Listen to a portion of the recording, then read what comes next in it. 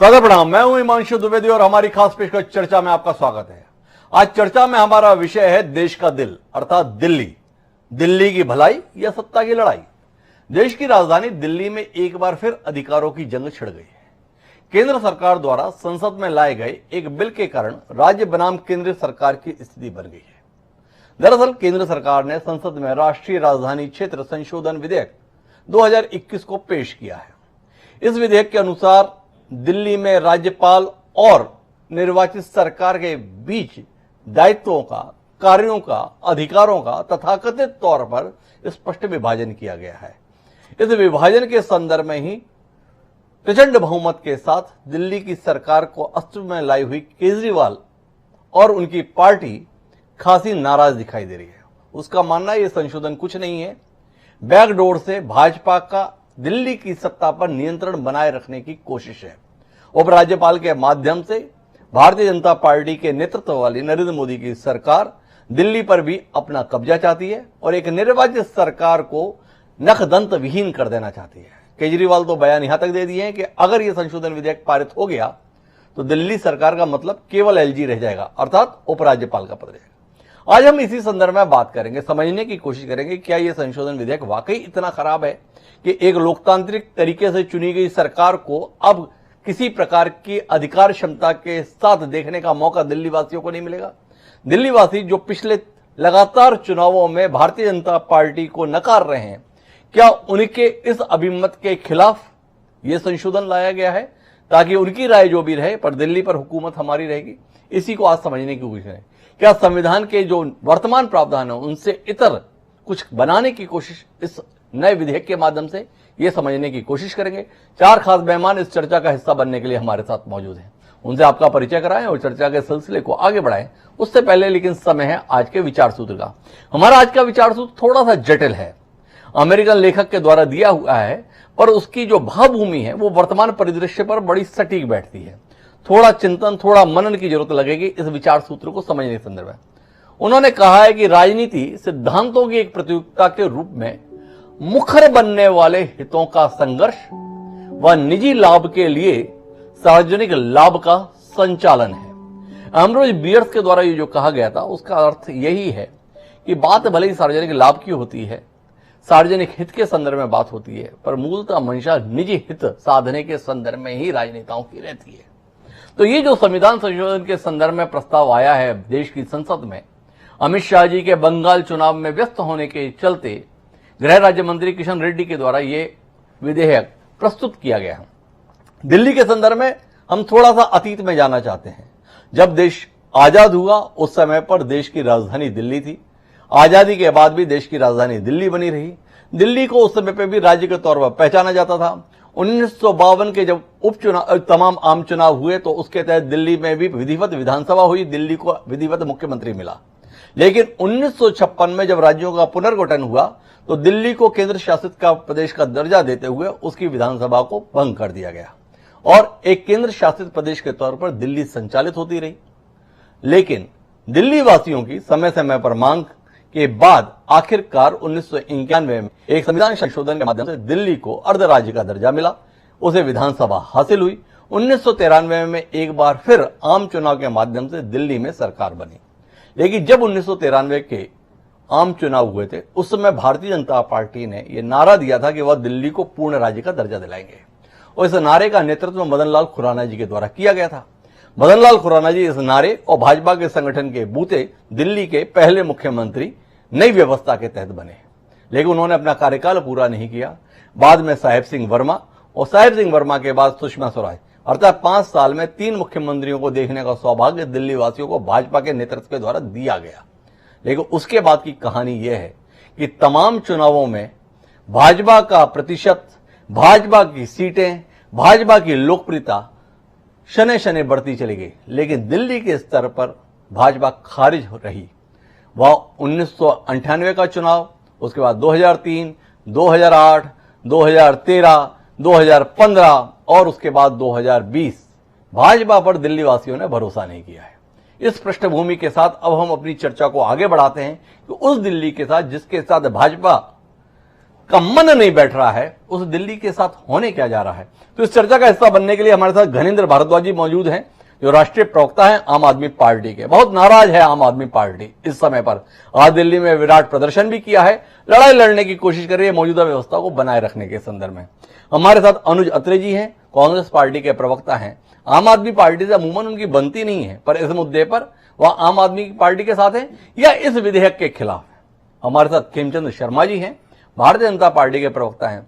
उनसे समझने की कोशिश करेंगे कि आखिर इस विधेयक के माध्यम से भारतीय जनता पार्टी और केंद्र की सरकार क्या कराना चाहती है, और संविधान संबंधी विशेषताओं को समझने के लिए, जटिलताओं को सहजता से समझने के लिए हमारे साथ पद्म कीर्ति जी हैं, संविधान विशेषज्ञ हैं, लखनऊ से खास तौर पर हमारे साथ जुड़ रहे हैं। आप सबका स्वागत है।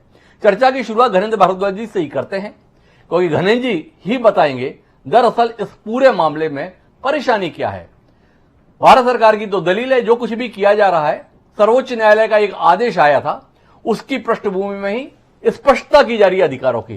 क्या कहेंगे घनेंद्र जी आप? हिमांशु जी, 1991 में जीएनसीटी एक्ट बनता है जी। जीएनसीटी एक्ट की 239 AA की धारा में दिल्ली की चुनी सरकार की शक्तियों का व्याख्यान था जी। दिल्ली में 93 में विधानसभा गठित होती है, उसके बाद 2015 में आम आदमी पार्टी की सरकार बनती है।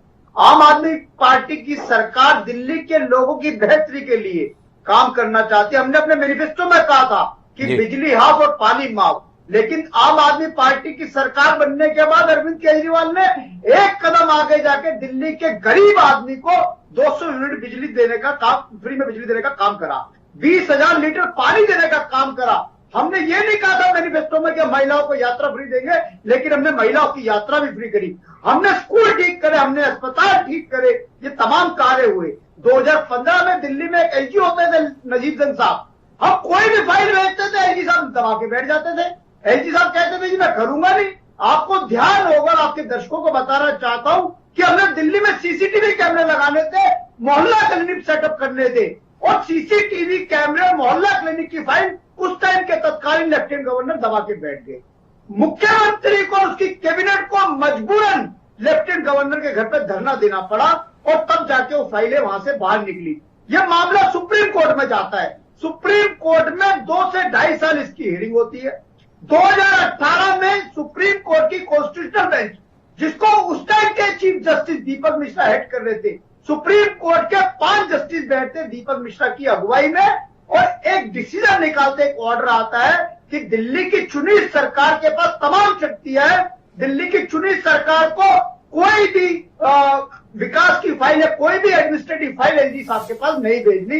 ये सुप्रीम कोर्ट का एक ऑर्डर आता है, और उसके बाद से दिल्ली के काम शुरू हो जाते हैं। उसमें साफ साफ लिखा होता है कि दिल्ली की चुनी सरकार के पास तमाम शक्तियां, सिवाय लॉ एंड ऑर्डर को छोड़ के, जुडिशरी को छोड़ के, लैंड को छोड़ के, पब्लिक ऑर्डर को छोड़ के। जैसे ये फाइल क्लियर होती है, सुप्रीम कोर्ट का ऑर्डर आता है, दिल्ली की सरकार दिल्ली के लोगों के लिए काम शुरू कर देती है। और उसका नतीजा क्या होता है कि 2020 में भी, 15 में भी दिल्ली के लोगों ने 70 में से 67 सीटें आम आदमी पार्टी को दी। 2020 में भी दिल्ली के लोगों ने वही प्यार, वही विश्वास, वही समर्थन आम आदमी पार्टी को दिया, 70 में से 62 सीटें दी। भारतीय जनता पार्टी वालों के साथ दिक्कत क्या है कि उनको लग रहा है कि अरविंद केजरीवाल गरीब आदमी के काम क्यों कर रहा है, अरविंद केजरीवाल गरीब आदमी को बिजली क्यों फ्री दे रहा है, अरविंद केजरीवाल गरीब आदमी को पानी क्यों फ्री दे रहा है, अरविंद केजरीवाल महिलाओं की यात्रा क्यों फ्री कर रहा है, अरविंद केजरीवाल सरकारी स्कूल को ठीक कर रहा है, अरविंद केजरीवाल सरकारी अस्पताल को ठीक कर रहा है। ये टीस कब से शुरू होती है? क्योंकि भारतीय जनता पार्टी नहीं हारी थी 2 चुनाव, चुनाव हारा था अमित शाह और नरेंद्र मोदी। वो टीस अभी तक उन लोगों के दिमाग में है। और अभी हाल ही में एनसीडी के बाई इलेक्शन हुए, भारतीय जनता पार्टी को दिल्ली के लोगों ने 0 पे लाके खड़ा कर दिया। 5 बाई इलेक्शन में भारतीय जनता पार्टी एक भी सीट नहीं जीत पाई। भारतीय जनता पार्टी को लग रहा है पूरे देश भर में Arvind Kejriwal model of governance की चर्चा हो रही है। देश मान रहा है, देश के लोग कह रहे हैं कि मेरे Arvind Kejriwal model of governance चाहिए, जहां बिजली फ्री में मिले, जहां पानी फ्री में मिले, जहां महिलाओं की यात्रा फ्री में, जहां सरकारी स्कूल ठीक हो, सरकारी अस्पताल ठीक हो, किसान का सम्मान हो, नौजवान को रोजगार हो। ये तमाम चीजें भारतीय जनता पार्टी डरी हुई है, घबराई हुई है अरविंद केजरीवाल की लोकप्रियता को देख के। भारतीय जनता पार्टी को समझ में आ गया है कि 2024 में अरविंद केजरीवाल इस देश के प्रधानमंत्री बनने जा रहे हैं। गणेश जी, मैं आपको बीच में रोकना चाहूंगा। अरविंद केजरीवाल की लोकप्रियता कितनी है, आम आदमी पार्टी की लोकप्रियता कितनी है, आम आदमी पार्टी की कितनी, आपने बता दिया। पर आपसे सवाल यह था कि इस विधेयक में ऐसा है क्या जिसको लेकर आप इतना बौखला रहे हैं, इतना नाराज हो रहे हैं, इतना गुस्सा खा रहे हैं, थोड़ा उस पर तो रोशनी डालिए। दर्शक समझे तो सही कि आखिर इस विधेयक में ऐसे क्या प्रावधान केंद्र सरकार लेकर आ गई है जिसके कारण आपको लग रहा है कि आपका वजूद ही खत्म हो जाएगा। थोड़ा उस पर रोशनी मिले। दिल्ली के 2 करोड़ लोगों ने लेफ्टिनेंट गवर्नर की सरकार के लिए वोट नहीं डाला था। दिल्ली के 2 करोड़ लोगों ने अरविंद केजरीवाल को वोट दिया था, आम आदमी पार्टी को वोट दिया था कि अरविंद केजरीवाल आम आदमी पार्टी काम करेंगे। ये जो संशोधन विधेयक का अमेंडमेंट आया है, उस अमेंडमेंट में साफ साफ इस बात का जिक्र है कि हमें तमाम फाइलें जो भी कैबिनेट अप्रूव करेगी, जो भी कैबिनेट डिसीजन लेगी, जो भी सरकार डिसीजन लेगी, वो छोटा डिसीजन हो बड़ा डिसीजन हो, हमें सारी फाइलें एलजी साहब के पास भेजनी पड़ेगी। अरे एलजी साहब क्यों करेंगे? दिल्ली के 2 करोड़ लोगों ने हमें मैंडेट दिया है, चुनी सरकार है, सुप्रीम कोर्ट की रूलिंग है, कॉन्स्टिट्यूशन की रूलिंग है। क्या नरेंद्र मोदी की सरकार कॉन्स्टिट्यूशन से ऊपर होगी? क्या नरेंद्र मोदी की सरकार संविधान से ऊपर होगी? क्या नरेंद्र मोदी की सरकार सुप्रीम कोर्ट से ऊपर होगी? अरे दिल्ली की चुनी सरकार है, लोगों ने हमें मैंडेट दिया है, लोगों ने हमें सरकार चलाने का हमें बहुमत दिया है, जनमत दिया है। आप जनमत को ऐसी रोक दोगे, जनमत को ऐसी बुलडोज कर दोगे? अरे ये तेरह तानाशाही का देश है, लोकतंत्र का देश है, यहाँ लोकतंत्र से सरकार। एक और सवाल आपसे भारद्वाज जी करूंगा, फिर जब मैं आपके सवालों को उत्तर लेने के लिए खेमचंद जी के पास जाऊंगा। खेमचंद जी कुछ बोलना चाह रहे थे, लेकिन एक बार पूरी बात सुन लेते गणेश जी की, तो खेमचंद जी आपको सुविधा रहेगी अपने सारे जवाब देने के लिए। गणेश, जानना यह है कि जितने भी राज्यों में सरकार होते हैं या देश में भी सरकार है, वो भारत के राष्ट्रपति के नाम से ही संचालित होती है। जितने भी आदेश जारी होते हैं वो राष्ट्रपति के नाम से या राज्यपाल के नाम से जारी होते हैं। तो अगर इस संशोधन विधेयक के माध्यम से उपराज्यपाल के नाम से अगर आदेश जारी हो जाएंगे तो क्या फर्क आ जाएगा? क्या बाकी राज्यों के संदर्भ में जो व्यवस्था है उससे इतर इस संशोधन में व्यवस्था की जा रही है, जिसके कारण से आप आतंकित हैं, आशंकित हैं? हिमांशु जी, 2018 की अब रूलिंग पढ़ लेना जो कॉन्स्टिट्यूशनल बेंच की आई, उसमें साफ साफ बात का उल्लेख होता है कि दिल्ली में लेफ्टिनेंट गवर्नर जो है, दूसरी स्टेट में गवर्नर है, लेकिन दिल्ली में लेफ्टिनेंट गवर्नर सिर्फ एडमिनिस्ट्रेटर के रूप में काम करेगा। वो सेंट्रल गवर्नमेंट और दिल्ली गवर्नमेंट के बीच में ब्रिज का काम करेगा। लेकिन वो कह रहे हैं यहाँ पे सारी पावर्स लेके, सारी शक्ति लेके लेफ्टिनेंट गवर्नर को दी जा रही है, क्योंकि भारतीय जनता पार्टी चाहती है कि दिल्ली का डेवलपमेंट रुक जाए, दिल्ली के गरीब आदमी को जो फ्री बिजली मिल रही है, फ्री पानी मिल रहा है, महिलाओं को यात्रा मिल रही है, वो रुक जाए, दिल्ली के सरकारी स्कूल ठीक ना हो, दिल्ली के अस्पताल ठीक ना हो। कुल मिलाकर हम गणेश भारद्वाज जी की बात को समझे तो इस कानून को लागू करके देश की सरकार दिल्ली की निर्वाचित सरकार को निस्तेज कर देना चाहती है, अधिकार विहीन कर देना चाहती है। इस आरोप के साथ आम आदमी पार्टी है और मुस्तैदी के साथ में भारद्वाज जी ये दलीलें दे रहे हैं। खेमचंद जी क्या कहेंगे? दिल्ली के लोगों का भरोसा जीत पाने में पिछले 2.5 दशक से नाकाम भारतीय जनता पार्टी क्या अब दिल्ली पर कब्जा उपराज्यपाल के माध्यम से बनाए रखने के लिए इस प्रकार के प्रपंच रचेगी? ये सवाल राजनीतिक हलकों में पूछा जा रहा है। क्या कहेंगे आप खेमचंद जी? नमस्कार हिमांशु जी, आपके सभी दर्शकों को मेरी तरफ से प्रणाम जी। धनेंद्र भाई अपने मित्र हैं, बहुत सारी चर्चाओं में हम लोग बैठे हैं जी, लेकिन आज धनेंद्र भाई बहुत ज्यादा कन्विंसिंग नहीं लग रहे थे, क्योंकि उनको भी पता है कि वो झूठ बोल रहे हैं और झूठ को डिफेंड करने की कोशिश कर रहे हैं। क्योंकि जो ये अमेंडमेंट लाया गया है वो सिर्फ और सिर्फ जो एम्बिग्यूटी थी और समन्वय को बेटर करने के लिए 2 पर्पज है, एक एम्बिग्यूटी को खत्म करना और दूसरा समन्वय को बेटर करना, क्योंकि समन्वय 3 स्तर पे है, एक एलजी और दिल्ली सरकार के बीच में, एक दिल्ली सरकार कॉर्पोरेशन के बीच में, एक दिल्ली सरकार और केंद्र के बीच में डायरेक्टली सीधा सीधा।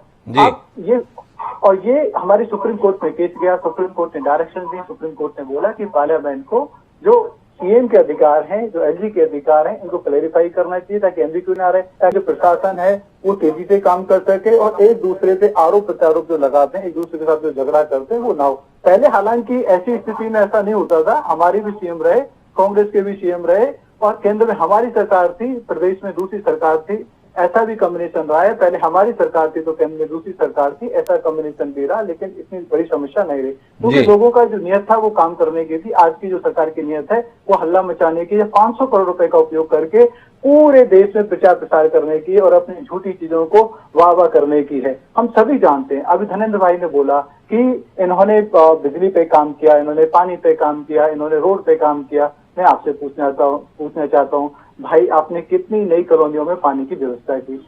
अभी जो पर कैपिटा पानी जो दिल्ली वासियों को मिलना चाहिए वो पिछले 6 साल में ड्रास्टिकल गिरा है, पर कैपिटा, पर पर्सन पानी की।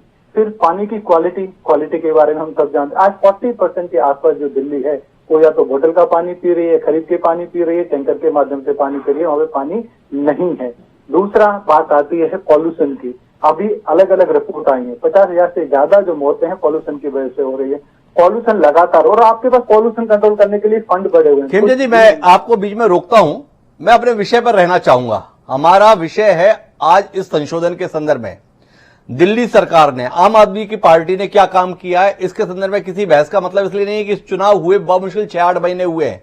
5 साल के कामकाज के बाद 67 सीटें जीती हुई पार्टी 5 साल बाद होने चुनाव के बाद भी अगर 62 सीटें जीत पाने में कामयाब रही है तो कुछ तो किया ही होगा, और कुछ नहीं भी किया है, जनता का भरोसा तो हासिल किया है ना, कैसे खारिज करेंगे? आप तो मुकाबले में भी नहीं रहे। अभी विषय पर रहते हैं। जानने में दिलचस्पी है ये किस तरह की व्यवस्था आप बना रहे हैं जिसके तहत आप चाहते हैं कि विधायिका से जुड़े फैसलों के लिए सरकार को एलजी से 15 दिन पहले और प्रशासनिक मामलों में 7 दिन पहले एलजी से अनुमति लेनी होगी। अगर किसी की अनुमति से काम करना है तो फिर एक निर्वाचित सरकार की जरूरत क्या है? बंद कर दीजिए विधानसभा। आपको लग रहा है जनता का भरोसा आप जीत पाने में नाकाम है तो बेस्ट तरीका है, विधानसभा की जरूरत ही क्या है? पानी का काम और इसका काम तो आप नगर निगम से भी करा ही लेंगे। इस रास्ते से जाने की जरूरत क्या है? क्या एक लोकतांत्रिक देश में एक निर्वाचित सरकार को इस प्रकार से अधिकार विहीन कराए जाने का आप पक्षधर हैं? हिमांशु भाई, आपका सवाल बहुत उचित है। मेरे को थोड़ा सा समय देना ताकि मैं कम्प्रीहेंसिव आंसर दे सकूं। क्या आप एक बात बताइए कि जब आम आदमी पार्टी ने दिल्ली में पार्टी बनाई, जब उन्होंने इलेक्शन लड़ा, क्या उनको ये नहीं पता था जो दिल्ली है वो पूर्ण राज्य नहीं है, दिल्ली एक केंद्र शासित प्रदेश है और यहाँ पे जो भी सरकार है उसके पास लिमिटेड अधिकार है और लिमिटेड अधिकार रहने वाले हैं यहाँ पे।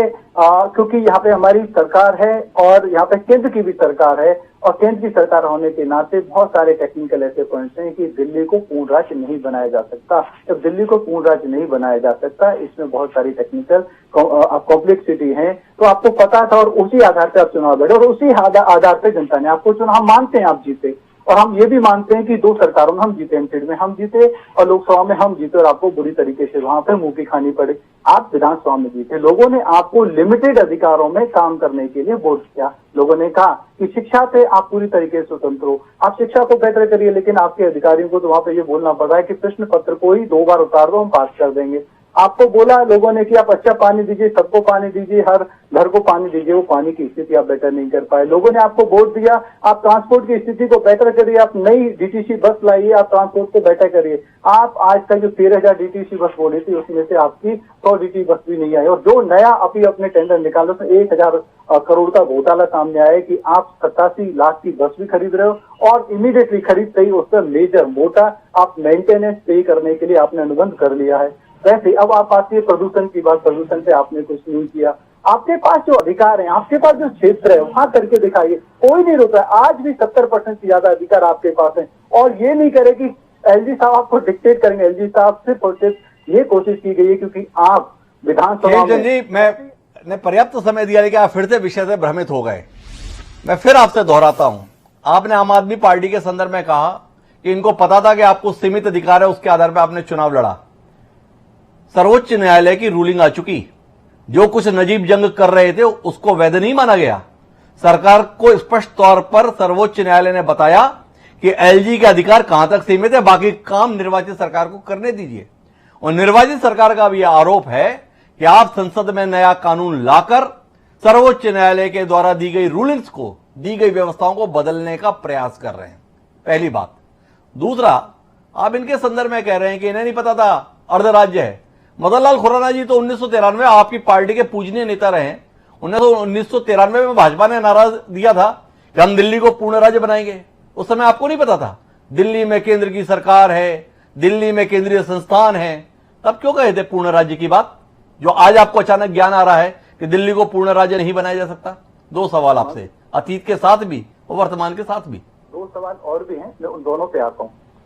आपका जो पहला सवाल है कि सुप्रीम कोर्ट की रूलिंग, ये सुप्रीम कोर्ट की रूलिंग में ये डायरेक्शन थी कि केंद्र, क्योंकि जो कानून बनाने का अधिकार, क्लैरिफाई करने का अधिकार, उसको ऑन द रिकॉर्ड चलाने का अधिकार संसद को होता है।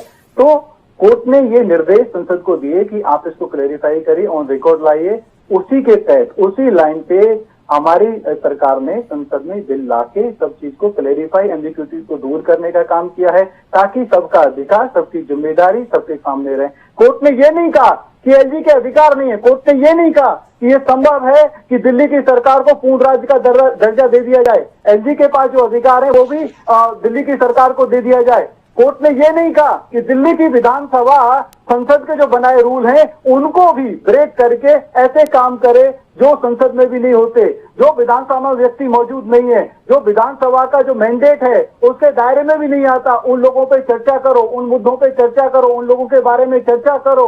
ये संसद में भी अलाउड नहीं है, ये विधानसभा में कैसे हो रहा है? तो ये बिल ये तय करेगा कि आपको जो संसद के मानक हैं वो मानने पड़ेंगे, संसद के जो स्टैंडर्ड हैं वो मानने पड़ेंगे, संसद के स्टैंडर्ड के अनुसार आपको काम करना पड़ेगा। इन लोगों को दुख हो रहा है, इन लोगों को परेशानी हो रही है कि अब ये अराजकता के तहत जो ये कुछ भी किसी भी बात को विधानसभा में डिस्कस करते थे, उस पर बिल पास करते थे, उस पर ये तो कुल मिलाकर एक अराजक सरकार केजरीवाल चला रहे हैं, उस अराजकता को खत्म करने की कोशिश बिल के माध्यम से, ये खेमचंद जी का कहना है। घरेन्द्र भारद्वाज जी काफी असहमत है, उनका हस्तक्षेप सुनते हैं और अनुज अत्रे जी के पास में चलेंगे। जी देखिए हिमांशु जी, आपने पूरी चर्चा में खेमचंद जी से जो सवाल करे उन सवालों का जवाब नहीं दिया। बिजली ठीक नहीं है, पानी ठीक नहीं है, अस्पताल ठीक नहीं है, स्कूल ठीक नहीं है, ये मुद्दे लेके गए थे चुनाव में। दिल्ली के लोगों ने करारा तमाचा मारा इनके मुंह पे। 70 में से 5 सीटें आम आदमी पार्टी को दे के, इनको अभी भी नजर नहीं आ रहा। मैं इनसे कहना चाहता हूँ, आंखों में जो काली पट्टी बांधी हुई है ना, उस काली पट्टी को उतार दो तो आपको दिल्ली की व्यवस्था नजर आएगी, दिल्ली का डेवलपमेंट नजर आएगा, दिल्ली के स्कूल भी नजर आएंगे, दिल्ली के अस्पताल भी नजर आएंगे, मोहल्ला क्लिनिक भी नजर आएंगे, आपको महिलाओं की यात्रा भी फ्री होती नजर आएगी, बिजली के बिल भी फ्री नजर आएंगे, पानी भी फ्री नजर आएगा, सब कुछ नजर आएगा, सब कुछ नजर आएगा। ये कहना है घरेन्द्र भारद्वाज जी का। काम हमने इतना बेहतर किया, लेकिन घरेन्द्र जी के तर्क ना भी हों तो दिल्ली के संदर्भ में जनता का फैसला है। 70 में से 62 सीटें अगर कोई पार्टी जीत रही है तो कुल मिला के कुछ तो किया ही होगा, तभी इतना बड़ा जन समर्थन हासिल है। आप 545 में से 303 पर फूले नहीं लगाते हैं, तो आम आदमी पार्टी 62 सीटों पर अगर कूद रही है तो कुछ तो अधिकार बनता है ना खेमचंद जी। बहरहाल मैं अनुज जी के पास आता हूं। अनुज जी, आप इस लड़ाई को किस नजरिए से देख रहे हैं? आपकी पार्टी के जिम्मेदार नेता हैं मनीष तिवारी जी, उन्होंने कहा है ठीक नहीं हो रहा, गलत हो रहा है एक निर्वाचित सरकार के संदर्भ में। क्या अरविंद केजरीवाल के साथ हैं आप, आम आदमी पार्टी के साथ हैं, या इससे इतर कोई और राय भी आप रखते हैं? देखिए हिमांशु जी, ये बिल जो है जी, जो ये GNCTD 2021 संशोधित बिल जो लेकर के आए हैं, जिसको लोकसभा में उन्होंने पारित कर दिया है, 3 फरवरी 2021 को ये कैबिनेट में पास हुआ जी, और उसके बाद ये 16 मार्च को संसद के पार्लियामेंट के लोकसभा से इसको पारित कर दिया जी। 49 दिन तक दिल्ली के मुख्यमंत्री अरविंद केजरीवाल जी, आम आदमी पार्टी, इनकी सरकार, इनके मंत्री, इनके विधायक, इनके सांसद चुप बैठे रहे। ऐसा नहीं हो सकता कि इनको नहीं पता था कि ये बिल पारित हो गया। देखिए भारतीय जनता पार्टी ये जो बिल लेके आई है, इसमें कोई दो राय नहीं है कि ये चुनी हुई सरकारों के अधिकारों का हनन करने के लिए लगातार ये प्रयासरत है। जो ये हमारे संविधान की जो मूल भावना है, जो मूल आत्मा है, उसको लगातार ये ध्वस्त करने के लिए भारतीय जनता पार्टी ये काम कर रही है। उसी के तहत ये उठाया हुआ कदम है कि एक चुनी हुई सरकार के अधिकारों को आप किस लिए आखिर फिर दिल्ली में फिर विधानसभा की आवश्यकता क्या है जी? जब आप विधायकों के जो है अधिकार बिल्कुल अपने हाथ में लेकर के और राज्यपाल महोदय के हाथ में दे देंगे, तो फिर तो विधानसभा भंग कर दीजिए जी, चलने दीजिए दिल्ली में राष्ट्रपति शासन। कोई आवश्यकता नहीं है जैसे 1991 से पहले दिल्ली चल रही थी, चला ली। लेकिन भारतीय जनता पार्टी तानाशाही तरीके से इस देश पे अपना राज करना चाहती है। दिल्ली की जनता के अधिकारों को जो है वो, देखिए सरकार किसी की भी हो, सरकार परमानेंट नहीं होती, सरकार जनता की होती है। आज किसी भी दल की सरकार हो दिल्ली में, उससे पहले 15 साल हमारी सरकार रही, फिर चुनाव होंगे 4 साल बाद, फिर किसी और नई पार्टी की चुनाव सरकार आएगी। लेकिन कांग्रेस पार्टी का यह मानना है कि जनता के हितों का जो है कहीं ना कहीं उनका रखवाली होनी चाहिए। आप तो 2 सवाल है मेरे। दिल्ली के साथ संयोग ऐसा रहा है कि पर दिल्ली में जो निर्वाचित सरकार रही और केंद्र में जो निर्वाचित सरकार रही वो अमूमन विपक्षी दलों की रही। जब 1993 में चुनाव हुए तो केंद्र में कांग्रेस की सरकार थी, दिल्ली में भाजपा की सरकार बनी। 1996 में जब मामला बदला तो कुछ समय के लिए अंतराल रहा, लेकिन अमूमन यही रहा। पर पहले कभी ये नौबत नहीं आई। तो क्या उस समय के मुख्यमंत्री इतने समन्वय से काम करते थे जिसलिए केंद्र को सोचना नहीं पड़ा कि इनके पर कतरे जाएं? या वर्तमान की सरकार का तौर तरीका केंद्र का ऐसा है जिसको अपना विरोध बर्दाश्त नहीं, इसलिए ऐसा हो रहा है? किस नजरिए से देखते हैं आप इसे? देखिए, पहले की सरकारों का दृष्टिकोण आप खुद देख रहे हैं, आप ये अपनी बात में बोल रहे हैं और दिल्ली की जनता देख रही है। जी। जब दिल्ली में पहली सरकार, जब मदन लाल खुराना जी पहले मुख्यमंत्री बने थे, जब दिल्ली को राज्य का दर्जा दिया गया था, उस समय जो है खुराना जी ने भी स्वीकार किया था, मांग करी थी कि दिल्ली को बहुत कमजोर विधानसभा मिली जी। और जब शीला जी मुख्यमंत्री बनी 1998 में, तो अटल जी की सरकार 5 साल उनके साथ काम किया, लेकिन कभी भी दिल्ली की मुख्यमंत्री ने 15 सालों में एक शब्द नहीं किसी को सुनने को आया होगा कि मुझे काम नहीं करने दिया, मेरे पास अधिकार नहीं है। जो अधिकार दिल्ली सरकार को मिले, जो दिल्ली की विधायिका को मिले, जो दिल्ली की विधानसभा के नाते उनको जो अधिकार मिले, उन्हीं अधिकारों के तहत 15 साल दिल्ली की जनता की सेवा की, दिल्ली को जो है वर्ल्ड क्लास सिटी बनाने के लिए काम किया कांग्रेस की सरकार ने। और देखिए, दिल्ली में आज भी जनता याद करती है कि अगर दिल्ली में विकास हुआ है तो अंदर उन 15 सालों की कांग्रेस की सरकार ने विकास किया। दिल्ली याद तो अगर करती है तो फिर विधानसभा चुनाव में कांग्रेस का खाता तक खुलने के लिए मोहताज क्यों कर देती है, ये सवाल रहेगा। लेकिन मैं पद्म कीर्ति जी के पास आना चाहता हूं, संविधान विशेषज्ञ हैं और उनसे जानना चाहेंगे कि यह प्रावधान लोकतंत्र के अंतर्गत संविधान जिस भावना के तहत तैयार हुआ था, कीर्ति जी, क्या उसके अनुरूप ही ये प्रावधान किए जा रहे हैं दिल्ली के संदर्भ है?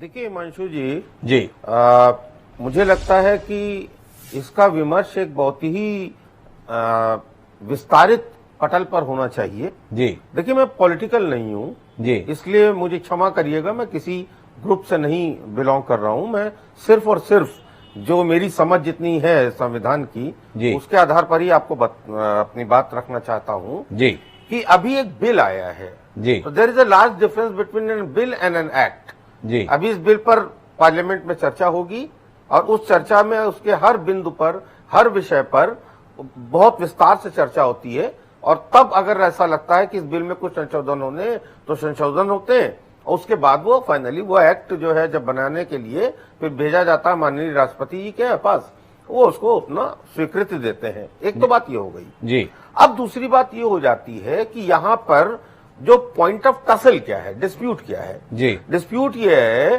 कि आम आदमी पार्टी को ये लगता है, जैसा कि अभी आपने भी कहा, कि पिछले दरवाजे से घुसने की कोशिश, क्योंकि बीजेपी को जो विधानसभा के चुनाव में नकार दिया गया जी, तो ये जो पिछले दरवाजे से घुसने की कोशिश की बात होती है, तो यहां पर ये आता है कि जो बिल में है वो केवल इतना है कि जो एलजी के अधिकार हैं जी, क्योंकि अभी भी पूर्ण राज्य दिल्ली नहीं है जी, ये यूनियन टेरिटरी है, यानी कि अर्धशासित राज्य है जी, तो उसमें कुछ महत्वपूर्ण विषय, क्योंकि अगर आप संविधान के बारे में देखिए, article 368 amendment of the constitution और any part of the constitution, तो उसमें 3 तरीके से विषय होते हैं जिनमें कि अमेंडमेंट लाया जा सकता है, नया बिल, नया कानून बनाया जा सकता है जी। पहले वो विषय है जिसमें केवल और केवल केंद्र सरकार ही कानून बना सकती है जी।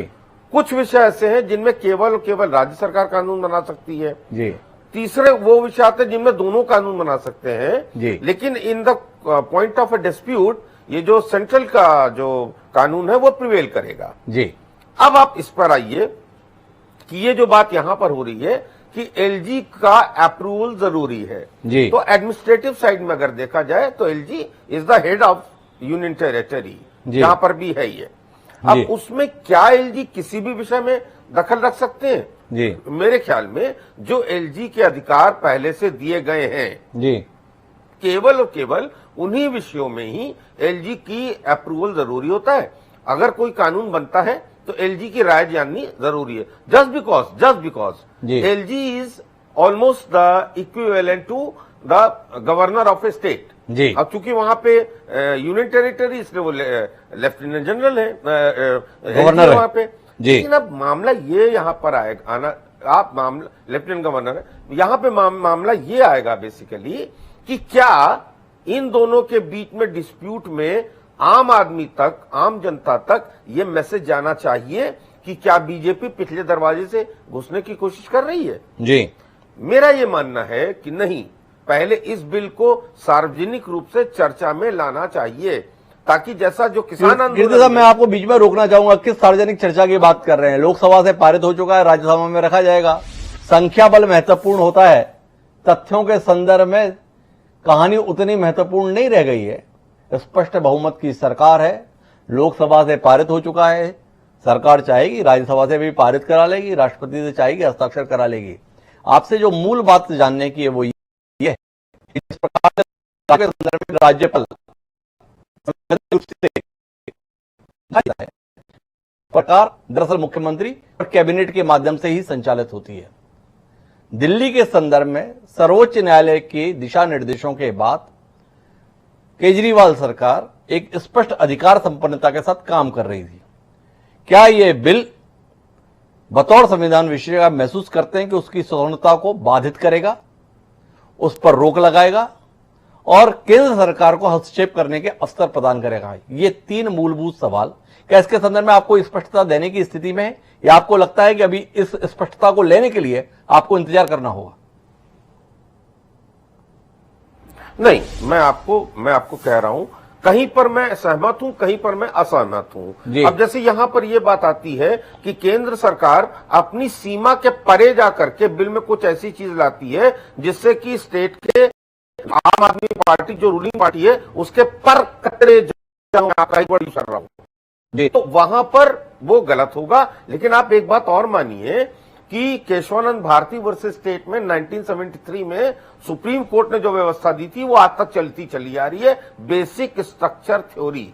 यानी कि केंद्र सरकार कोई भी ऐसा कानून नहीं ला सकती है जिससे संविधान की जो मूल आत्मा है वो डिस्टर्ब हो जाए, संविधान का जो मूल ढांचा है वो डिस्टर्ब हो जाए। और अगर ऐसा कुछ आता है, मैं आपके द्वारा आपके टीवी पर और बिल्कुल फ्रैंकली इस बात को कहना चाह रहा हूं कि ऐसी स्थिति में सुप्रीम कोर्ट उसको स्क्रूटनाइज करने की पूरी पावर रखता है। और तो कुल मिला के मामला सर्वोच्च न्यायालय के बाद एक बार फिर जाएगा, ऐसा पद्म कीर्ति जी महसूस कर रहे हैं अगर इसमें वैसे ही विवादित मुद्दे हैं जैसा आम आदमी पार्टी व्यक्त कर रही है? मैं वापस गणेश भारद्वाज जी के पास में आता हूं। गणेश जी, आपसे जानना चाहूंगा, जनमत के विपरीत ये फैसले लिए जा रहे हैं, आप सड़क पर उतर रहे हैं, ये बात समझ में आ रही है। कांग्रेस पार्टी इस संशोधन के खिलाफ है।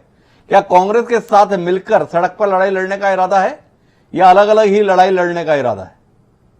देखिए हिमांशु जी, आज सवाल आम आदमी पार्टी और अरविंद केजरीवाल का नहीं है, दिल्ली सरकार का नहीं है। ये देश को, लोकतंत्र को बचाने का सवाल है। आज देश में तानाशाही सरकार चल रही है। अभी हमारे कांग्रेस के साथी ने कहा कि जी पहले हमारी भी सरकार थी, लेकिन पहले नरेंद्र मोदी अमित शाह भी थे। आज देश को नरेंद्र मोदी और अमित शाह जैसे लोग चला रहे हैं जो जबरदस्ती बुलडोज करके डेमोक्रेटिकल इंस्टीट्यूशन पे कब्जा करना चाहते हैं। आज देश में नरेंद्र मोदी अमित शाह की सरकार है, जिन्होंने कॉन्स्टिट्यूशनल की हर कॉन्स्टिट्यूशनल बॉडी को कुचलने का, दबोचने का, गिराने का। गणेश जी, जितने अभिमान के साथ, जितने स्वाभिमान के साथ, जितने गर्व के साथ आप अपनी उपलब्धि बताते हैं कि दिल्ली के लोगों ने हमें भरोसा जताया और दोबारा हमें सत्ता में लाया, वैसा भरोसा, वैसा विश्वास, वैसा जनमत देश में नरेंद्र मोदी और अमित शाह के नेतृत्व को इस देश की जनता ने दिया है। आप जितने भरोसे के साथ, जितने अभिमान के साथ अपनी उपलब्धियां बताते हैं, इस देश ने भी कुछ महसूस किया होगा, तभी नरेंद्र मोदी को पिछली बार से भी ज्यादा सीटों के साथ देश का प्रधानमंत्री चुना है। तो आप कह दें कि वो संवैधानिक संस्थाओं को बुलडोज कर दे रहे हैं, देश को तहस नहस कर दे रहे हैं, कैसे यकीन करेंगे? 2014 से लेके 2020 तक एक नहीं, दो नहीं, तीन नहीं, चार नहीं, 11 राज्यों में इन्होंने लोकतंत्र की हत्या करके सरकारें बनाई है, अनैतिक रूप से बनाई है। जब इनके पास बहुमत नहीं था, मैंडेट नहीं था, इन्होंने विधायक खरीदे। कांग्रेस के 170 से ज्यादा विधायक खरीद के 12 से 13 राज्यों में सरकार बनाने का काम कर रहा है। आप इनसे लोकतंत्र की उम्मीद कर रहे हो? अरे ये लोग कुछ भी कर सकते हैं। सरकार बनाने के लिए दंगे करवाने हो, लाशें बिछानी हो, किसी के एमएलए खरीदने हो, कुछ करना हो, कुछ भी कर सकते हैं। इस देश में नरेंद्र मोदी और अमित शाह जब से आए हैं, एक तरीके से घोषित आपातकाल लगा हुआ है। हर इंस्टीट्यूशन पे कब्जा करने की कोशिश हो रही है, हर इंस्टीट्यूशन को दबाया जा रहा है। वो सीबीआई हो, ईडी हो, इवन एक जुडिशरी तक इनकी इंटरफेरेंस है। सुप्रीम कोर्ट का एक जज जिसने राम मंदिर का मैंडेट देता है, जो राम मंदिर का वर्डिक्ट देता है, उसको भारतीय जनता पार्टी। आपकी बात को फिर रोकना चाहूंगा, अगर सर अदालतों तक भी इनकी पैठ है, अदालतें भी इनके अनुसार फैसले दे रही हैं, तो 2019 में आपके हक का फैसला कैसे आ गया? 5 सदस्यों की बेंच ने कैसे आपकी सरकार के अधिकार संपन्न रहने के संदर्भ में फैसला दे दिया? नरेंद्र मोदी अमित शाह के रहते हुए ही फैसला आया था ना इस देश के अंदर। उसी के आधार पर तो आप इतनी बहस कर रहे हैं, उसी के आधार पर आप सरकार चला रहे हैं।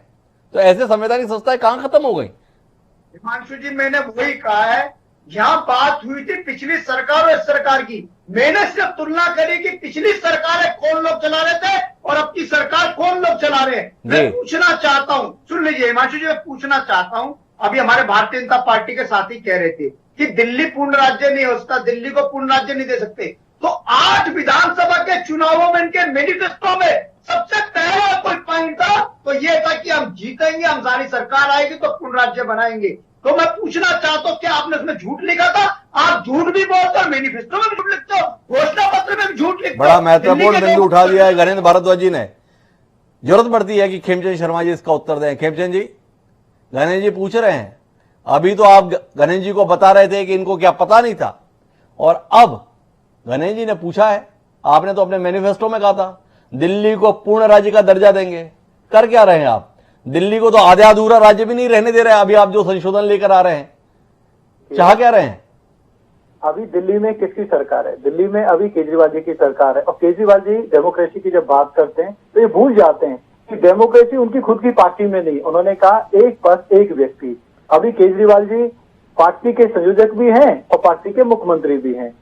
13 साल उनको लगभग हो गए और अभी तक उन्होंने ना मुख्यमंत्री पद का लालच छोड़ा, ना ही उन्होंने अपने संयोजक का लालच छोड़ा। तो वो ना ही करें बात तो अच्छा है। अच्छा, मतलब अगर ये पूछ लिया गया कि आपके चेहरे पे कालिक क्यों है, तो आप सवाल करेंगे मेरी कालिक छोड़िए, आपका चेहरा लाल क्यों दिख रहा है?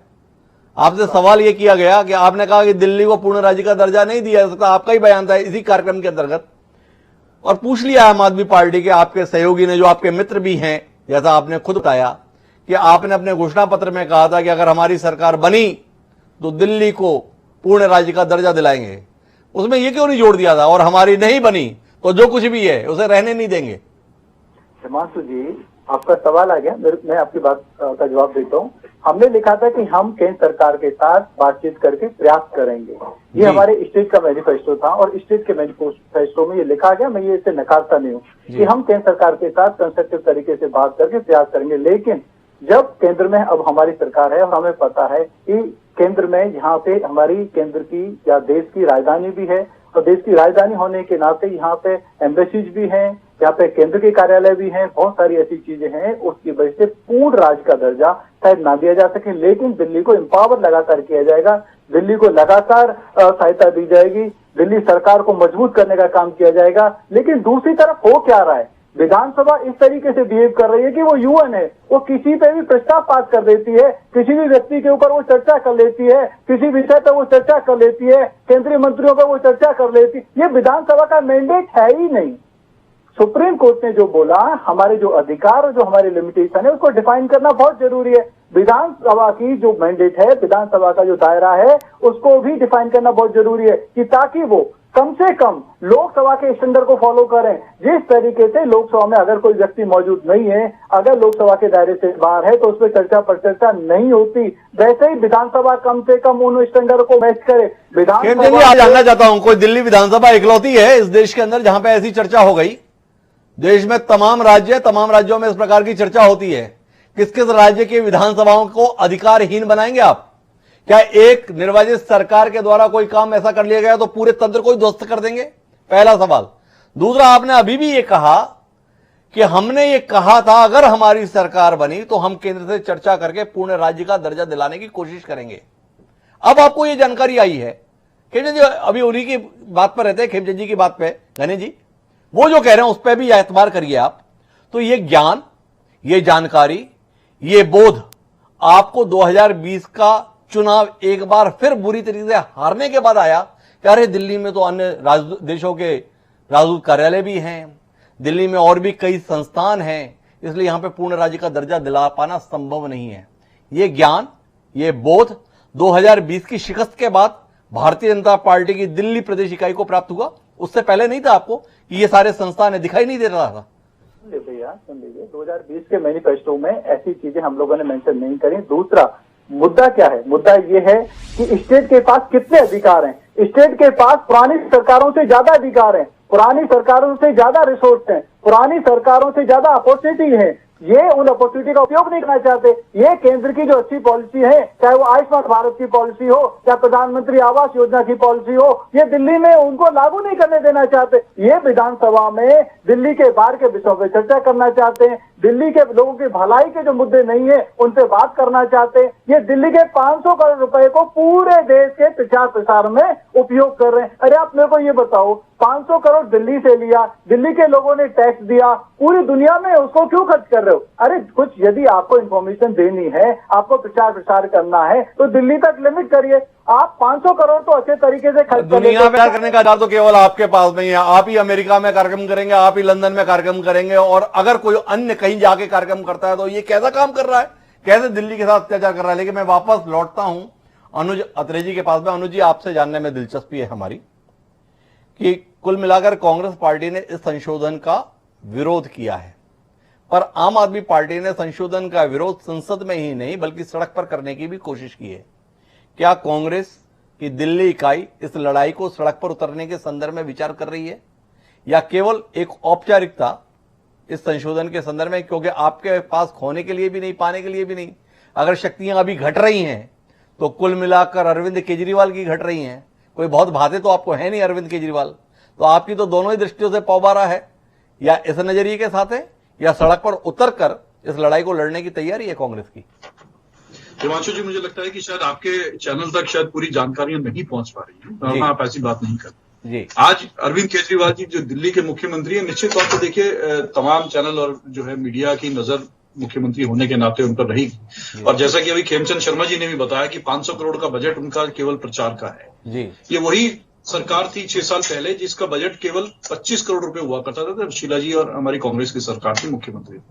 जब वो 500 करोड़ का बजट जब प्रचार में जाएगा तो तमाम लोग उनको फुटेज दिखाई मिलेगा। लेकिन मैं आपकी जानकारी के लिए दुरुस्त कर दूं कि आज सुबह 10 बजे से उसी स्थान पर जंतर मंतर पर कांग्रेस पार्टी का धरना रहा है, बहुत कामयाब धरना रहा है। और ये धरना हमने आज नहीं किया, ये 16 मार्च को जिस दिन पार्लियामेंट में लोकसभा में ये बिल पारित किया गया है, जब ये बिल पास हुआ है उसी दिन कांग्रेस पार्टी ने सबसे पहले इस मुद्दे को उठाया। दिल्ली प्रदेश कांग्रेस कमेटी ने मुद्दा उठाया, प्रेस कॉन्फ्रेंस करी और घोषणा कर दी थी कि हम इसको 3 दिन बाद इसका जो है वहां पे जंतर मंतर पर धरना कर रहे हैं, सड़क से लेकर संसद तक करेंगे। ये वही आम आदमी पार्टी है कि 49 दिन तक सोई रही, कोई आवाज नहीं उठा, केवल मुख्यमंत्री एक ट्वीट कर देते हैं एक लाइन का, वो ट्वीट के माध्यम से उनका विरोध जता दिया। लेकिन जब कांग्रेस ने इस मुद्दे पे, क्योंकि ये जनता के हितों की लड़ाई थी, जनता के हितों की लड़ाई को जब उठाया तो आम आदमी पार्टी की आंख खुली, वरना तो ये तो जुगलबंदी चल रही है इनकी। मोदी जी और अमित शाह जी की गुणगान करते नहीं थक रहे हैं जब से चुनाव जीते, ये तो बार बार कहते रहे हैं अमित शाह जी, ये तो स्पष्ट कर दिया इन्होंने कि भारतीय जनता पार्टी की बी टीम के रूप में ये काम कर रहे हैं कि जैसा अमित शाह जी कहेंगे हम वैसा करेंगे, जैसा मोदी जी कहेंगे वैसा करेंगे, और वही काम इन्होंने किया। कल ये जो इनके राज्यसभा के सांसद, उनको पार्लियामेंट में बोलने का अवसर मिला शून्यकाल में, लेकिन एक आवाज नहीं निकाली दिल्ली के मुद्दे के लिए। दिल्ली के मंत्री, दिल्ली के मुख्यमंत्री, दिल्ली के सांसद, आपसे जानने में दिलचस्पी है कि अरविंद केजरीवाल जी अभी बता रहे हैं कि इसके बाद तो हमारी सरकार के कोई मायने नहीं रह जाएंगे, कुल मिलाकर जो भी सरकार है वो एलजी ही रह जाएगी। क्या भय अरविंद केजरीवाल को रहा जो वो 40 दिन मौन साध कर बैठे रहे? आप समझ पाए कि अरविंद केजरीवाल जैसा मुखर आदमी, आम आदमी पार्टी जैसा ऑर्गेनाइज संगठन इस मुद्दे पर इतने लंबे समय तक खामोश क्यों रहा? कोई डील थी पर्दे के पीछे जो अचानक टूट गई, इसलिए लगा कि अब कुछ बोला जाए? कैबिनेट में डिसीजन आया था जी अनुज जी, मैं अपने साथ चाहता हूँ, गूगल सर्च कर लो, उसी केजरीवाल जी ने भी इस पे ट्वीट करा था, मनीष सिसोदिया जी ने बताया। अनुज जी, ये सवाल मेरा आपसे है कि क्यों आम आदमी पार्टी इतने लंबे समय तक खामोश रही? आप इसका कारण खोज पाए कि उनके अपने अधिकार छीने जा रहे थे, फिर भी मौन बने हुए थे? भय था कुछ केंद्र सरकार को लेकर अरविंद केजरीवाल और उनकी पार्टी को, या इससे उतर कोई मामला मिला जुला? देखिए बिल्कुल ये बी टीम की तरह जो भारतीय जनता पार्टी की काम कर रहे हैं, इनके पास जो पहले दिन से मुख्यमंत्री कहते फिर रहे थे, अब तो बाकायदा डिक्लेयर्ड लाइसेंस मिल गया। अब इनके पास जो अपनी नाकामयाबियों को गिनाने के लिए जो झूठ का पुलंदा इन्होंने गिनाया था, जमीन पर वो नहीं है। और अब ये कल से ये कहना शुरू कर देंगे कि हमें काम नहीं करने दिया। और आज आपने मुख्यमंत्री जी का भाषण सुना हो तो उन्होंने स्पष्ट तौर पर अपने कार्यकर्ताओं के साथ बैठ करके उनको आगाह कर दिया है कि ये बिल पारित हो गया है, अब हम जो है केंद्र सरकार के इशारे पर काम करेंगे और करने को तैयार हो चुके हैं। इन्होंने हथियार डाल दिए हैं आज के। इनका अगर आप कहें तो अपनी टीम को बोलिएगा वो फुटेज चला दें इनके। मुख्यमंत्री जी ने स्वीकार करके सरेंडर कर दिया आज के अपने भाषण में कि वो स्वीकार कर लिया है। तो ये कहीं ना अनुज अत्रे जी का कहना है कि अरविंद केजरीवाल के द्वारा हथियार डाल दिए गए। उन्होंने अपने लोगों को कह दिया है कि अब हम केंद्र के इशारे के अनुसार काम करेंगे। क्या गणेश जी को कुछ आपत्ति है इस दावे के संदर्भ में, इस बयान के संदर्भ में? जी गणेश जी, आपने पूरी बात सुनी अनुज अत्रे जी की। बी टीम है भारतीय जनता पार्टी की, आप भाजपा के अनुसार काम करने के लिए ही समर्पित हो चुके हैं, उसी के अनुसार कार्य और व्यवहार कर रहे हैं, और अब आप में लड़ने का कोई मादा बचा नहीं है, कहना है अनुज जी का। कांग्रेस दिल्ली में ऐसी जीरो पे नहीं गई, ऐसी 15 में दिल्ली के लोगों ने इनको नकारा था। जीरो पे जाने के कारण यही थे कि ये बार बार भारतीय जनता पार्टी की आवाज में आवाज मिलाते हैं। इनकी लड़ाई जो है आम आदमी पार्टी से है, इनकी लड़ाई भारतीय जनता पार्टी से। भारतीय जनता पार्टी की तो बी टीम बन के काम कर रहे हैं, इसीलिए जीरो पे बार बार 2 बार दिल्ली के लोगों ने जीरो बचाया। उसके कारण थे कि अनुज अत्रे जैसे लोगों का अहंकार अभी तक 7वें आसमान पे, अभी तक इनको दिखाई नहीं दे रहा। अभी तक दिल्ली की डेवलपमेंट दिखाई नहीं दे रही, दिल्ली के अस्पताल अच्छे हो रहे हैं वो दिखाई नहीं दे रहा, दिल्ली के स्कूल ठीक हो रहे हैं वो दिखाई नहीं दे रहा, दिल्ली के लोगों को फ्री 200 यूनिट बिजली मिल रही है वो दिखाई नहीं दे रहा, दिल्ली के लोगों को 20,000 लीटर पानी फ्री मिल रहा है वो दिखाई नहीं दे रहा, दिल्ली की महिलाएं फ्री में यात्रा कर रही है वो दिखाई नहीं दे रहा। आंखों से जो अमित शाह ने जो काली पट्टी खेमचंद शर्मा को दी है ना, वही एक पट्टी लगा के अनुज अत्रे भी घूम रहे हैं। इनसे बोलो कि वो पट्टी जो अमित शाह ने दी है उसको उतार दे, सब कुछ अच्छा नजर आएगा, सब हरा हरा नजर आएगा। अरविंद केजरीवाल के काम भी नजर आएंगे, दिल्ली सरकार के काम भी नजर आएंगे, लोग खुश भी नजर आएंगे। दिल्ली के 2 करोड़ लोगों ने 2-2 बार हमें। गणेश जी, आपसे एक सवाल करता हूं। आपने कहा कि पट्टी हटाएं, देखें कितना हरा हरा है, तो ये हरा हरा का दौर बीत गया? आपकी पार्टी, आपकी सरकार दोनों कह रहे हैं ये बिल पारित हो गया तो उसके बाद हमारे हाथ में कुछ नहीं रहेगा। तो कुल मिलाकर माना जाए बिल तो पारित होगा, बहुमत जैसा है, तो उसके बाद अब किसी उपलब्धि के लिए आप अपनी पीठ नहीं थपथपाएंगे। जो कुछ भी होगा वो केंद्र सरकार के द्वारा होगा, केंद्र सरकार के इशारे पर होगा, राज्यपाल की मर्जी पर होगा। तैयार हैं? आपकी पारी समाप्त होने का समय आ गया। हिमांशु जी, दिल्ली के 2 करोड़ लोगों ने हम पे विश्वास करा है, हमें मैंडेट दिया, दिल्ली के लोगों का समर्थन हमारे साथ है। हमें काम भी करवाना पड़ेगा, सरकार से जो भी लड़ाई लड़नी पड़ेगी, संसद से लेकर सड़क तक हम तैयार हैं। हमारे साथ दिल्ली के 2 करोड़ लोग खड़े हैं, दिल्ली के 2 करोड़ लोगों का विश्वास हमारे साथ है। इस सरकार की ईट से ईट बजा देंगे, सरकार को चलने नहीं देंगे। हमारे भी काम होंगे 2025 तक दिल्ली के लोगों की जनहित के लिए। हमें कहीं में भी लड़ाई लड़ने पड़े, हमें प्रधानमंत्री के दफ्तर में भी धरना देना पड़े, हमें गृह मंत्री के दफ्तर में भी धरना देना पड़े, हम देंगे, लेकिन दिल्ली के लोगों के अधिकारों को छीनने नहीं देंगे। ईंट बजाएंगे घरेंद्र भारद्वाज जी, ये उनका ऐलान है इस संघर्ष के संदर्भ में। लेकिन उनके इस ऐलान पर कहीं ना कहीं कुछ आपत्ति पद्म कीर्ति जी को है, सुन लेते हैं। कानून के जानकार व्यक्ति हैं, कुछ ना कुछ आपत्तिजनक महसूस किया होगा, उन्हें लगा कि इसमें हस्तक्षेप करना चाहिए। जी पद्म जी। देखिए, मुझे ये लगता है कि कुछ चीजों को लेकर के हर तरफ कंफ्यूजन है जी। ये जो बिल है 2018 में जो सुप्रीम कोर्ट ने जो जजमेंट दिया था जी, उसके बियॉन्ड नहीं जा सकता। पहली बात तो ये हो गई जी। दूसरी बात ये है कि एलजी के जो राइट्स है, जो अधिकार है, वो सीमित हैं जी। हर मामले में एलजी इंटरफियर नहीं कर सकते हैं। सिर्फ लैंड रेवेन्यू हो, लॉ एंड ऑर्डर हो, पुलिस हो, यहां पर इन 3 विषयों में अगर कोई कानून स्टेट गवर्नमेंट लाती है तो उसके लिए अप्रूवल लेना होगा एलजी से। बाकी किसी भी मामले में एलजी या केंद्र सरकार इंटरफियर नहीं कर सकते हैं। ये तो कीर्ति जी आपकी अपनी व्याख्या है, पर जो अमेंडमेंट एक्ट प्रस्तुत हुआ है उसमें इस प्रकार की कोई बात नहीं कही गई है।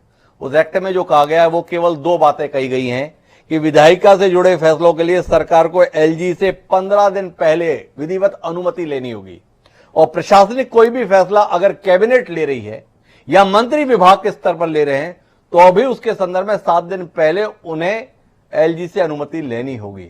कुल मिलाकर अब फैसला तभी लिया जा सकेगा इस निर्वाचित सरकार के द्वारा जब केंद्र सरकार के द्वारा मनोनीत शख्स जो माननीय उपराज्यपाल के तौर पर आसीन है उसकी अनुमति यह निर्वाचित सरकार हासिल कर लेगी। ये व्यवस्था है पद्म कीर्ति जी। अब वो ऐसा कर सकते हैं, वो ऐसा नहीं कर सकते हैं, इसके लिए तो सर्वोच्च न्यायालय में फिर साल, 2 साल, 3 साल की लड़ाई है। कठिन विषय है, क्या कहेंगे? यहाँ पे मांशू जी आप अपनी जगह बिल्कुल सही हैं कि उसमें सुप्रीम कोर्ट तो इंटरफियर करेंगे ही करेंगे। अगर कोई चीज अल्ट्रा वायरस है, कोई चीज असंवैधानिक है, तो उस मामले में सुप्रीम कोर्ट हर हालत में इंटरफियर करने के लिए स्वतंत्र भी है और उसका कर्तव्य भी है। तो कुल मिलाकर पदम कीर्ति जी को लगता है कि अगर इस प्रकार के प्रावधानों के साथ कोई कानून बनने जा रहा है तो उसे सर्वोच्च न्यायालय के माध्यम से ही समाधान तक पहुंचा जा सकता है। तो जानने में दिलचस्पी है, गणेश भारद्वाज जी सर्वोच्च न्यायालय पहले भी गए थे, अभी भी चले जाएंगे, क्यों अपना और जनता का समय खराब कर रहे हैं? इस संदर्भ में इतना प्रपंच रचते हुए प्रदर्शन, धरना, सरकार का काम धरना वरना देना थोड़ी है, सरकार का काम तो काम करना ही है ना, किस लिए? यहाँ पे जो कॉन्स्टिट्यूशन एक्सपर्ट बनाए हुए या तो नहीं है या इनको पार्टी किसी फोकस ने ब्रीफिंग की है। आप सुन लीजिए, मैं नहीं कह रहा, ये तो ऑलरेडी संविधान में मेंशन है। जीएनसीटी एक्ट दिल्ली 1991 के 239 ए में आप जाके पढ़ लीजिए। दिल्ली सरकार के लेफ्टिनेंट गवर्नर की जो पावर है उसको डिस्क्राइब किया गया है, और जो 2018 का जजमेंट आया था कॉन्स्टिट्यूशनल बेंच का, उसमें भी इस चीज का उल्लेख है कि एलजी के पास क्या काम है, चुनी सरकार के पास काम है। इसमें भी साफ साफ लिखा था कि लैंड को छोड़ के, जुडिशरी को छोड़ के, पुलिस को छोड़ के, पब्लिक ऑर्डर को छोड़ के सारी चीजें दिल्ली सरकार के पास है। लैंड का इश्यू एलजी साहब डील करेंगे, पुलिस का इश्यू एलजी साहब डील करेंगे, जुडिशरी का इश्यू एलजी साहब करेंगे, पब्लिक ऑर्डर एलजी साहब करेंगे। तो लिखा हुआ है। अब क्या अमेंडमेंट लाना है? जजमेंट ने जजमेंट को तो भारतीय जनता पार्टी के लोग नहीं पढ़ रहे या ऐसे कॉन्स्टिट्यूशनल एक्सपर्ट नहीं पढ़ रहे? अरे सुप्रीम कोर्ट की कॉन्स्टिट्यूशन जज बैठी, 2.5 साल हियरिंग हुई है, 5 सुप्रीम कोर्ट के जज थे, चीफ जस्टिस उसको हेड कर रहे थे, और चीफ जस्टिस ने जो भी निर्णय लिया, जो संविधान में लिखा हुआ है, जो कॉन्स्टिट्यूशनल बेंच ने वो लिया जो संविधान में ऑलरेडी लिखा हुआ है, जीएनसीटी एक्ट 1991 में लिखा हुआ है, वही सुप्रीम कोर्ट ने डिस्क्राइब करा, उसी पे जजमेंट आई। अब ये नई कहानियां कहां से ये नई कहानियां कहां से आ रही हैं? लेकिन मैं खिमचंद जी आपके पास वापस आता हूं। जनता के प्रति इतनी समर्पित आपकी पार्टी है, दिल्ली के लोगों की लड़ाई आप इतने समय से लड़ रहे हैं, दिल्ली की चिंता आप करते हैं, दिल्ली के भविष्य को लेकर आप चिंतित रहते हैं, परेशान रहते हैं, संवेदनशील रहते हैं, पर दिल्ली की जनता अपने राज्य के संदर्भ में आप पे भरोसा क्यों नहीं करती? सवाल है, गंभीर किस्म का सवाल है। देश भरोसा कर लेता है, पर दिल्ली का भरोसा आपकी दिल्ली इकाई के संदर्भ में, आपके दिल्ली के नेताओं के संदर्भ में पिछले तकरीबन 2.25 दशक से दिखाई नहीं देता। कहीं कुछ विचार किया है? ऐसी के माध्यम से समाधान खो जाए, सारे विचार के बाद बाकी कुछ नहीं बनेगा, इसी तरीके से राज बनेगा? नहीं, ऐसा नहीं हिमांशु भाई। दिल्ली में 3 सरकारें हैं। दिल्ली की जनता ने केंद्र के लिए हमें समर्थन दिया, दिल्ली की जनता ने एमसीडी के लिए हमें समर्थन दिया। हाँ, दिल्ली सरकार के लिए आम आदमी पार्टी को उन्होंने चुना, हमें 2 स्तर पे दिया, 1 स्तर पे उनको दिया। नहीं, बात इतनी सरल नहीं है खिमचंद जी, थोड़ा विस्तार से ही बात करेंगे। दिल्ली की जनता ने 1993 में भारतीय जनता पार्टी को स्पष्ट समर्थन दिया था, और उस स्पष्ट समर्थन के एवज में आपने 3 मुख्यमंत्री दिल्ली के हवाले किए। आखिरी मुख्यमंत्री आपकी प्रचंड नेता सुषमा स्वराज के तौर पर था। उनके नेतृत्व में एक बड़ी ही असम्मानजनक हार का आपको सामना करना पड़ा।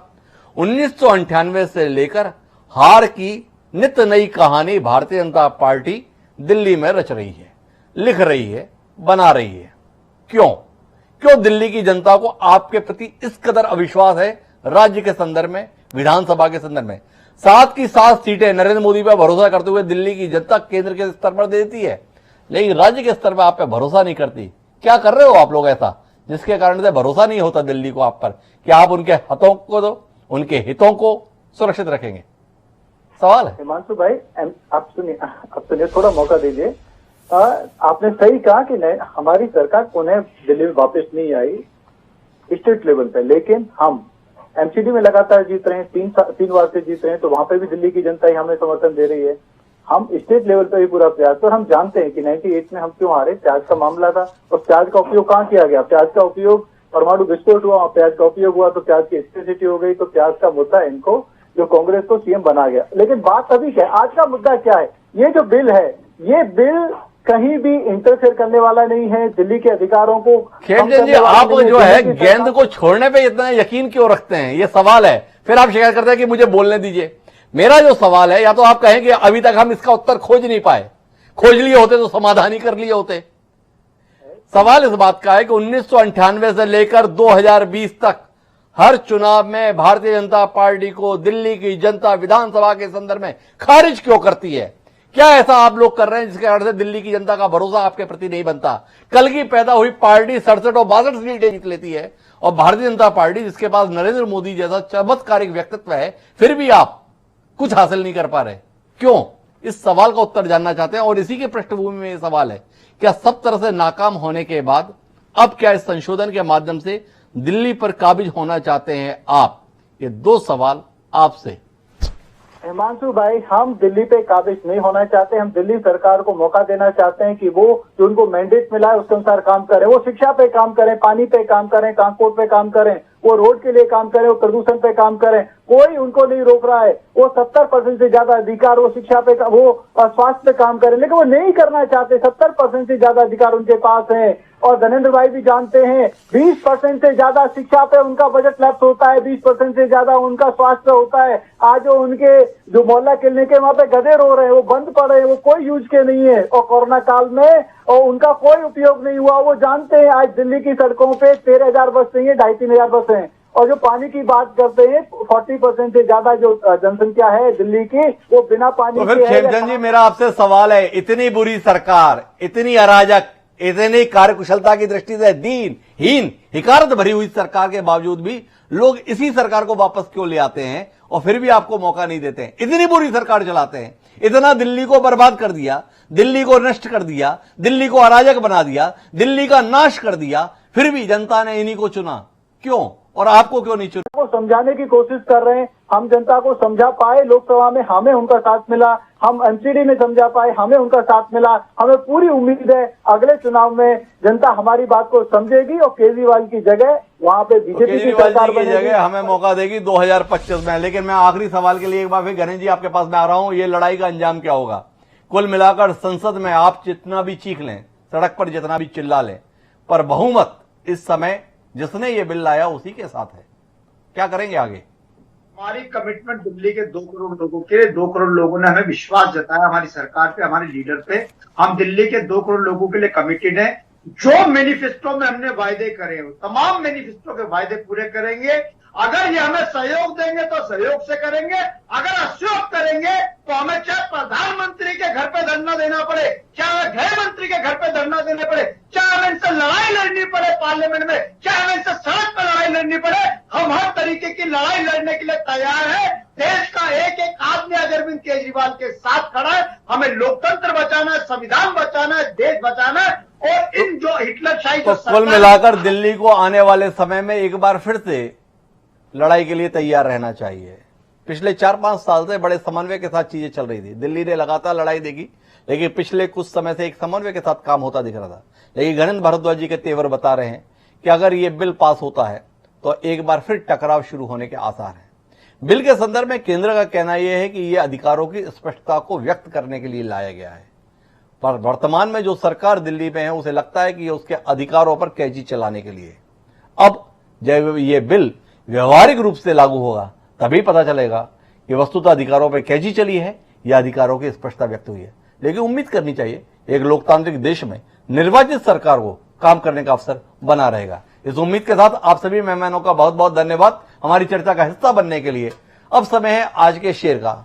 मौजूदा हालातों को लेकर जो कुछ वातावरण बना हुआ है उसको लेकर एक कमाल का शेर दुष्यंत कुमार का लिखा हुआ हमें इस कार्यक्रम के लिए मिला है, आपसे साझा करते हैं। आप उस शेर को सुनिए और उसके बाद में मनन भी कीजिएगा।